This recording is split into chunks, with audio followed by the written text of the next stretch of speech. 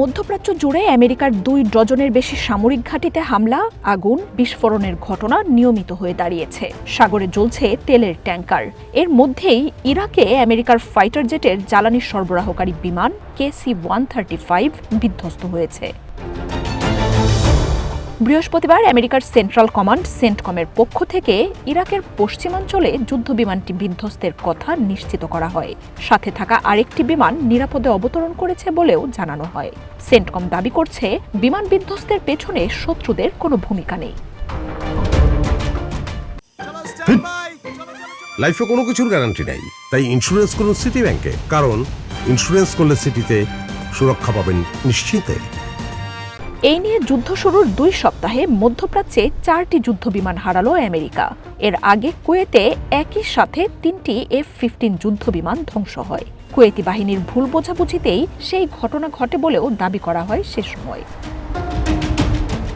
ইরাকে বিধ্বস্ত KC-135 60 বছরের বেশি সময় ধরে আমেরিকার বিমান বাহিনীতে ব্যবহার হয়ে আসছে। যুদ্ধে এর ব্যাপক ভূমিকা। শত্রুদের বিরুদ্ধে অভিযানে ফাইটার জেট ও বোমারু বিমানগুলোকে আকাশেই জ্বালানি সরবরাহ করে এটি। এছাড়াও কিছু KC-135 বিমান 37 জনের মতো যাত্রীও ধারণ করতে পারে।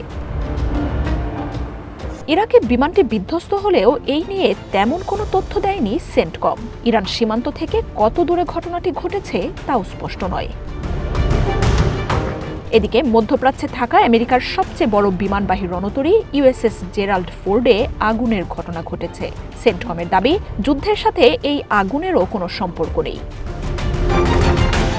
লন্ড্রি এরিয়ায় শুরু হওয়া আগুনে 2 নাবিক আহত হয়েছেন বলে জানানো হয়। তবে বিমানবাহী রণতরীটির কার্যক্রম চালু আছে বলেও জানিয়েছে ওয়াশিংটন। এর আগে মধ্যপ্রাচ্যে যুদ্ধের 10 দিনে 8 সেনা নিহতের খবর জানায় ট্রাম্প প্রশাসন। তবে মঙ্গলবার এক প্রতিবেদনে রয়টার্স জানায়, অঞ্চলটিতে যুদ্ধে আমেরিকার সেনা হতাহতের সংখ্যা অন্তত 150। মার্জিয়া উপমা, ওয়ান ইন্টারন্যাশনাল ডেস্ক।